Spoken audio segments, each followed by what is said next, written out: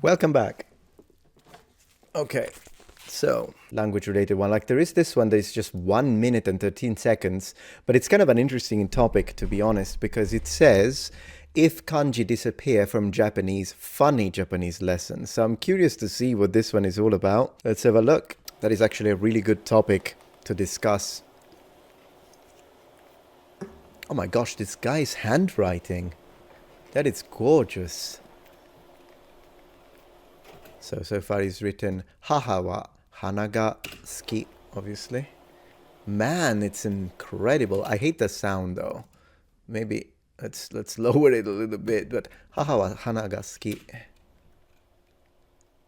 And that's in kanji. Yeah, of course, for those who don't know, this is a kanji, this is a kanji, and this is a kanji. This is mother, this is flower, and interestingly enough, this is to like in Japanese. In Japanese, you read it suki, but you have to add ki after this kanji, which means to like. And then it's the combination of woman plus child. Interestingly enough, in Chinese, you would read it hao, and it means good. Because the idea is, if you have a woman and you have a child, everything is good with life type of thing. These are ancient, of course. But yeah, so that's haha wa hanagasuki. Hana, always do that. Okay, shoulder massage. How do you say that? Katataki? Kata... Gosh, I don't know. We'll wait. Yeah, this is kata, which is shoulder. Am I mispronouncing it though? Maybe it's kata, now that I think about it. And yeah, it is kata. Instead, kata is the one, like, form for karate and other martial arts. Hiragana, it's all gonna be... Oh, I see why this is funny. I get it. It's awesome. Oh my gosh, yeah. I mean, you can still understand it, of course, but do you get it? Chat, do you know why this is funny? I'll wait for you to see if someone gets it, otherwise I'll explain it. But it is funny. So if you don't know Japanese, the reason why this is funny is because this on its own is pronounced ha in Japanese. In fact, at the beginning, it was haha, right? So this would be read haha for mother. But then this, because it's used as a particle to underline the subject of the sentence in Japanese, it's written ha, but it's read wa. So in reality, you would read it haha wa. This is ha again, because it's the beginning of the character for flower, which is hana. And it's really funny. Hanaga, in fact, ga should go down because this is a second one, right? So it should be haha wa hanaga suki. That's how you pronounce it, I believe. But it's funny because the way when you look at it, it actually looks ha ha ha ha ha na gaski. This is good. This guy's good. There we go. So it was katataki. Yeah, katataki. It just means pronounce the pitch. Katataki. Yeah, that's what happens with... I think it is an interesting item of discussion. It's a very short video, but does Japanese actually require kanji for people to be able to understand it? And the reality is that it's very situational. So I know it's just a 1 minute video, but there is a lot to say when it comes to this topic if you're interested in Japanese. The reality of fact is, with these specifically, haha wa, yeah, I could still figure it out. Haha wa. But then again, with the kanji, you know for a fact what it means. And this one, yeah, this one is the easiest one. The one at the bottom, katataki, you could absolutely...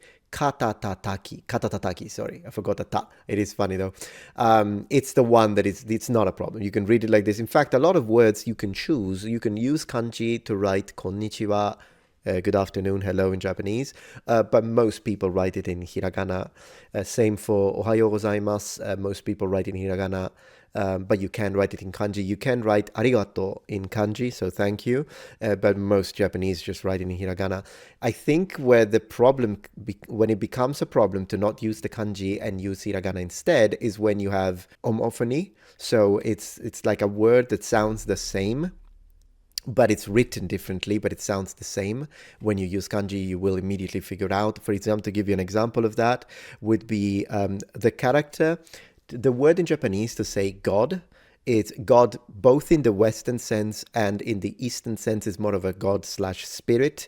But in general, the word is kami. And so in hiragana, you would write kami, right? Kami. But then if the same hiragana could also be read kami, which could mean paper, or still kami, which would be hair. Although usually when they say hair, they say kaminoke, so they add ke. But yeah, it's the same thing. So in kanji, you can tell immediately by looking at it, oh, they mean God, or they mean spirit, as opposed to maybe they mean paper, or maybe they're talking about hair. But if you were to write it in hiragana, unless you put it in a sentence, it would be impossible to know which one you mean. Now, when it's placed in a sentence, usually it's not a big deal, because at the end of the day, I don't think anyone is going to think they're going to try and cut a god or a spirit of nature as opposed to your hair, or that you're trying to write on your hair, on a piece of hair rather than a piece of paper. So context is king when it comes to that. And this is, at the end of the day, something that really happens in English too. For instance, when you have the word spirit, imagine if I just say spirit, am I talking about an alcoholic beverage, or am I talking about your soul? But then again, if you put it in a sentence and you say, oh, be careful, that house is full of spirits, I mean, unless you think I'm talking to a recovering alcoholic, in that case could make sense as well. But generally speaking, we know it's a haunted place. So it's one of those situations, I think, where really languages have a way, particularly natives have a way to really figure out, even if there is the same word with multiple meanings. It's called polysemy. So a word is polysemic. It means that it has multiple meanings, and it kind of depends on the situation. I'm trying to think of another example. Yeah, like if you are conserving, you have some fruit and you slice it up and then you put it inside spirit, right? Inside some spirits in the sense of alcohol at 95 degrees. To 95%, sorry, we say degree in Italian, 95% alcoholic solution to conserve your fruit. I don't think anyone is going to think that you're putting it inside your soul to conserve it. So once again, context is king. But with Asian languages, both this applies to Japanese and Chinese, the level of homophony is insane. Like if you take, and that is because usually their words are shorter in terms of syllable count, particularly Mandarin. And what that means is that there is going to be, like if you take the word sh in the syllable sh in Mandarin, you'll have 60 different characters or hanzi with different meanings. So it kind of even goes beyond pitch/tone, because Japanese is a pitch-based language and Mandarin is a tone-based language. So you have 4 tones in Mandarin, so you could say sh, sh, sh, sh. Great, but there are 60 options, so even tones don't make it. Even tones aren't enough. And so that's why I think these languages, at least Mandarin, evolved with writing, like literally you draw it, people will figure it out. And then Japanese acquired the characters, but their language, even though they do tend to have polysyllabic words, such as multisyllabic words, such as samurai, although then again in Japanese you count by mora rather than syllables usually, but you can count with syllables too, unless you're working with pitch. Still, in Japanese, the level of homophony of a word such as shi is insane. Like shi could mean death, it could mean for, and it's pronounced exactly the same. And even in those occasions where you have words such as hashi for bridge, and hashi is chopsticks, but if you write it in hiragana only, without context, it might be difficult to figure it out. But then again, with context, oftentimes you will know that no one is trying to eat with a bridge, using a bridge to eat. And at the same time, hana can mean your nose, it can mean flowers. I don't think anyone is expecting you to gift your girlfriend your nose, so it's one of those things. And I don't think anyone is going to a checkup at the hospital because they broke a flower. Could you read and write Japanese without using kanji at all? Sometimes yes, it would be very anecdotal, it would be very contextual. Sometimes you could, other times it would become kind of difficult. But I don't think they need a reason to keep the kanji, because this is usually part of a larger discourse. It's the idea of, should we simplify these languages? If you really want to make it easier to read, then they should ditch the entire 3 systems, hiragana, katakana, and kanji, and they should just write it in romaji. But I don't think they should. I think this is part of their culture. It's a beautiful artistic expression. Simplifying a little bit. I mean, they already have. Both cultures have simplified. It's just Chinese in mainland China is simplified a lot more than they have in Japan. In Japan, there was a simplification in the 80s. I think in China it happened in the 50s, if I'm not wrong. But then again, there are some areas, say Hong Kong or even Taiwan, where they still use original classical characters that haven't been simplified the way I understand it. And I don't think that that has influenced the level of general literacy. I did look at some statistics, and believe it or not, it didn't seem to have impacted it that much, believe it or not. It's just one of those things. I think they should keep the characters. The characters are beautiful. What do you think? A nice little video, but definitely I want to see a few of the comments. I want to see what people say before we jump into the next. Yeah, there we go. My first thought was, why is your penmanship so good? I agree. His penmanship is fantastic. He must be a professional. Let me see. Japanese calligrapher, Takumi. Okay, that makes sense. He does shodo. Shodo. Am I pronouncing it right? Then I looked at your channel name. Yeah, totally. With kanji, haha wa hana ga suki. No kanji, ha ha ha ha ha suki. Yeah, that's so funny. That is so funny. Good point, but there is an even better one. Japanese has way too many words that only differ in accent, and even don't differ in accent. There are plenty of words that don't differ in accent. Or if they do, they only differ in the way they place the particle afterwards, which means they sound identical without a particle. So yeah. As a Japanese, it is not too difficult to read sentences from which kanji characters have been removed. Yep, the system of writing Japanese using hiragana, katakana, and spaces is actually the method used in books for kids. True. Yeah, for kids, they do leave spaces out. Usually, there are no spaces because you don't really need them. You can see when, like, a kanji usually is used for nouns, adjectives, verbs, at least the stem part, and then the conjugated part is hiragana, and katakana is used for either foreign words or they sometimes use it in chat, the Japanese, when they are yelling. You know how you put everything in capital? In Japanese, there is no distinction between capital, lowercase, and uppercase, and therefore they do it with katakana. It's fascinating. That's funny. Ha ha ha ha. Wa yappari nagasugi. I agree. That's the W here is another way the Japanese laugh. That's another way to write. They do sometimes write it ha ha ha, but other times they put the W. And other times they, you know why? Because in Japanese, to laugh, the verb is warau. So it starts with a W. I don't know why my headphones just turned themselves off. Well, I'll turn them on in a minute. And so sometimes they do put the kanji for laughing, and then they spam it. That's another way they write laughing. It's funny. It is interesting how every language laughs in a different way. Because in English, you can do ha ha ha, or you can do LOL. Although then again, Romance cultures will sometimes read it lol. They will read it lol, which, I mean, you read it LOL, but yeah. In Spanish, they do it JA, like with a jota, so it's ha ha ha ha ha, right? So it's one of those things. And yeah, there we go. They use that character exactly. True, with warau. Yeah, so every culture does it differently. I wonder how they do it in Arabic or like languages like that, or in German. How do you guys do it in Germany? Let me know. I know your channel is about Japanese calligraphy, as is shown in your name, but your handwriting is absolutely beautiful. I agree. It's really, really beautiful.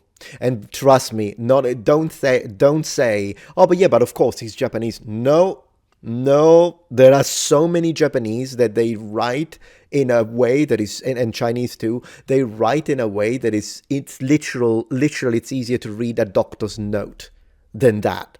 Like, you've spent so many years learning the kanji, and then I'm like, okay, why even bother at that point?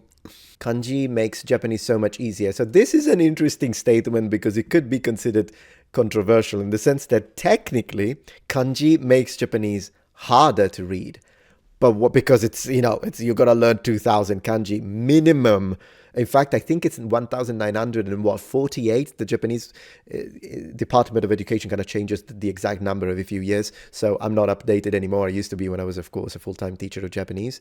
But so technically, it does make it a lot harder to read. But once you master it, then it makes it easier to read. Then his statement is correct. Kanji is a good idea, but I think having 9 million kanji with 5 readings is definitely a bad idea. I mean, he has a point. But once again, yes, there are about No one really knows the exact number of kanji, and hanzi in Chinese. Probably 100,000. I don't know. 50,000.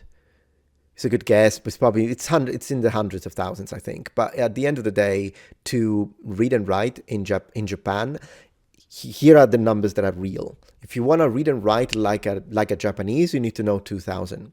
If you want to read and write like an educated Japanese, you're going to step it up of another 800 to 1,000, so up to 3,000 if you want to read educated Japanese. Like if you want to read a PhD thesis, you're going to need to step it up even further than that, maybe even double it, depending on the context. But if you live in Japan and all you do, you don't care about a newspaper, but you care about sending and receiving emails, texting your friends, you're fine with about 800. You're good with that, with about 800. And if you step it up to 1,000, you can live in Japan and read most of the stuff that you will need. Meaning that, yes, maybe when you receive your bill in the post physically, like light bills, you won't be able to read it. You'll need to ask your Japanese friends. Yeah, you'll be able to read a few things. But everyday conversation, texting friends, hey, do you want to go to McDonald's later at 8? Yes, let's see. No problem. 800 kanji, you're fine. So that's personal experience, of course. I lived in Japan for 4 years. It's one of those situations. Let's see. It's another person, of course, praising their writing skills. I'm a Japanese high school student learning English. Yeah, a lot of Japanese high school students have difficulty reading Japanese. Middle school, 100%, they can't read it. They read, like they can, that's why manga always has the furigana. So basically furigana would be the reading of a kanji attached in hiragana so that it helps. It's for kids. But I want to say all the way up to middle school, they still need it 100%. Not for all kanji, of course, but I'm saying in general, when they're reading a manga, you're going to need the furigana, even if you're native. High school kind of depends if he's a hardworking student or if he's someone who slacks off a bit. If they slack off a bit, even in high school, there will be plenty of kanji that they won't be able to read. For a Japanese to become fully literate, it takes about 10 years, probably a decade, on average. I used to confuse when they said sentence written all in hiragana difficult to read, but it is difficult to read, yes, depending on the sentence, it can be difficult to read because you don't know which one it is. Watch before trying to learn Japanese. I might watch this one later, could be interesting. If you remove kanji from Japanese, you definitely have to add spaces for word separation. Yeah, because that's what kanji does, it separates. It really does. God, for more of this topic, your handwriting is really beautiful. I agree. I love reading the first sentence as ha ha ha ha. I agree. It's kind of, I don't know why it's so good, but it's so funny. I've already reacted to this one. She was really good, by the way. She was really good. I like reading comment section of videos like this. This is why other languages introduced word spacing. Yeah, but you don't need it in Japanese. And neither do you need it in Mandarin. You really don't need it. Reminds me of the Mandarin poem that is all just different intonations of ma. Yeah, ma, ma, ma, ma. I don't think, oh, yeah, no, I know what you're talking about. Ma, ma, ma, ma, ma. I think it's the one. It's not really a poem, though, is it? It's more of a linguistic joke. It means mum insults horses. I think that's the one he's referring to. First year students of Mandarin usually know that one. Oh, yeah, that's a good example. Look, that's a very good example. So if we read it in hiragana, it's konnichiwa, because this is how you write kon, nichi, wa. But then this is kyo wa, which means today. So yeah, you spell it the same way, but you read it differently, which is one of the reasons why, now that I think about it, most Japanese will write it konnichiwa like this, and then kyo wa will write it this way, unless you're a kid. Then a kid will write it this way, and then nichiyobi desu, which means is Sunday. So, hello, today is Sunday. That's what this sentence means. And indeed, believe it or not, it's harder to read in full kanji. Well, you can kind of tell, I suppose. I mean, that's what makes sense. But it did take me a second. Maybe a native wouldn't. But for me, it did take me a second to be like, wait, is it kyo wa konnichiwa? No, of course, it's konnichiwa kyo wa nichiyobi desu. Yeah, it makes sense. I agree. It's really funny. Let's see. Kanji also helps Chinese people to guess the meaning of the Japanese sentences, kind of a byproduct, without learning Japanese at all, and the accuracy is decent. The accuracy is decent depends. Sometimes it's hilarious. Sometimes it's really hilarious because they mean completely different things. Sometimes they can guess, and vice versa, by the way. Sometimes they can guess, sometimes they can't. I like the penmanship, I agree. The handwriting is so good. Yeah, this guy is really good. Let's check out, let me see, what other videos does he have? What other videos does he have? It's an interesting channel, isn't it? Today is a little bit of a shorter react in this case, but Japanese. So he says, on my channel, I introduced Japanese calligraphy. Is it pronounced calligraphy? Calligraphy. Is it calligraphy? Calligraphy. I think it's calligraphy. I don't know if I'm wrong. It's annoying in English. That's the thing that is annoying in English sometimes, the correct placement of the stress. Also because sometimes it's just wrong to say it, like you wouldn't say community, like that's just wrong, it's community. But other times it depends on the region, because you can say, I say applicable, but I know you can absolutely say applicable. I think applicable is more common in America, and applicable is probably more common in the UK, although occasionally they swap, depending on the speaker, for personal choice. And there are quite a few situations like that. Like you could say interlocutor or interlocutor. You could say, let me think of any other. Can you think of any other like this? There are a few. Can't think of it one now, but maybe you will. Yeah, he's got, he also uses the brush, the fude. I think it's pronounced fude. Nice. Even when he writes in English, oh my gosh, look at that monster. Holy moly. No audio? Oh no, because, oh, sorry, probably exploded for you because my headphones are... One second. Did the ancient civilization vanish without trace? I think this is, what's his name? Simon Whistler's 30th channel. And he's talking, I imagine, about Hancock, Graham Hancock theories. That could be interesting to watch as well, see what he thinks. Oh, there is no audio. There is no audio. For some reason. Some ordinary gamers 2 hours ago, flat earthers just proved themselves wrong. Ooh, that could be interesting. Yeah, I kind of want to watch that one.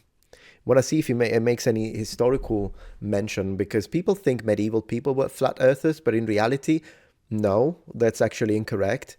And I could dive in a little bit into that. So that could be something we could react to as well.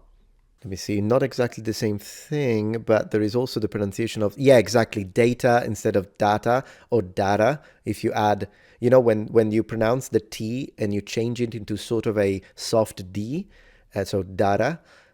I don't really use it much. I usually pronounce my T's, which is why it's a little unnatural when I do it, but it would be the same as doing beauty instead of beauty or beautiful.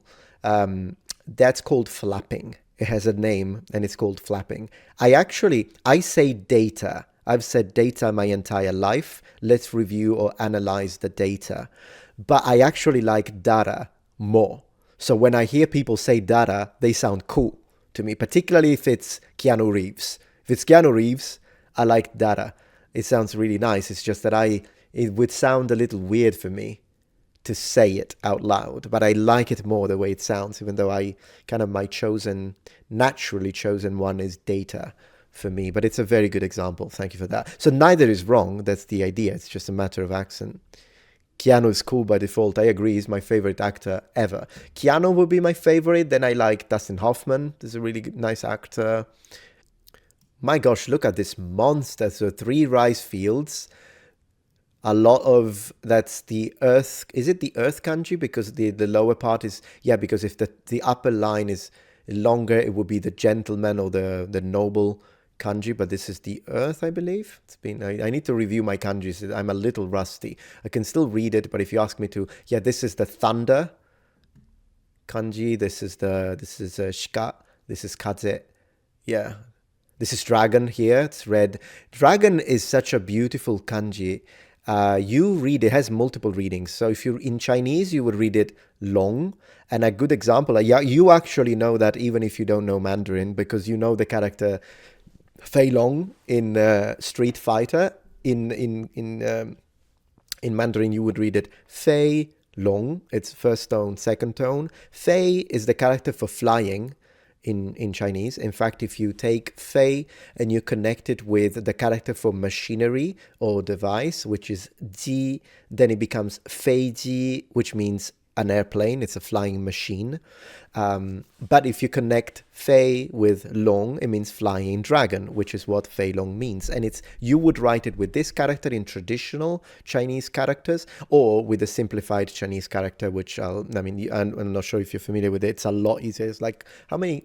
1, 2, 3, 4, 5, maybe 4 or 5 pen strokes. This one has a lot. 1, 2, 3, 4, 5, 6, 7, 8, 9, 10, 11, 12, 13, 14. I think 15 strokes, if I'm not wrong, would be for the traditional one. In Japan, they also have 2 varieties. This is a very commonly used variety, but you can also spell it in a different way. The way they read it is usually they read it either ryu, which is the Sino-Japanese pronunciation for dragon, or they read it tatsu, I believe. Don't quote me on the pitch, though. I don't know if it's tatsu or tatsu. My guess is tatsu. Now watch it being tatsu. It's 50% chance, I guess, when you don't know. Regardless, you might think, oh, is that the name of Ryu from Street Fighter that some people pronounce Ryu? Actually, no. So that's an interesting fun fact for you.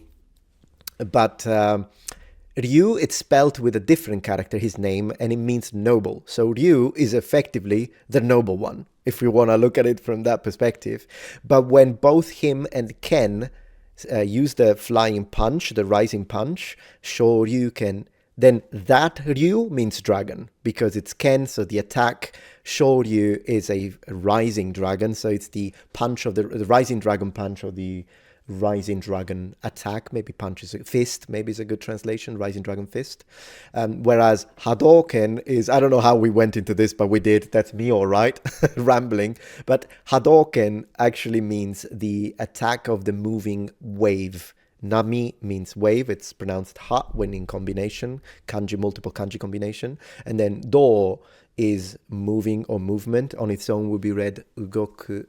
And yeah, that's what it means. So beautiful character here.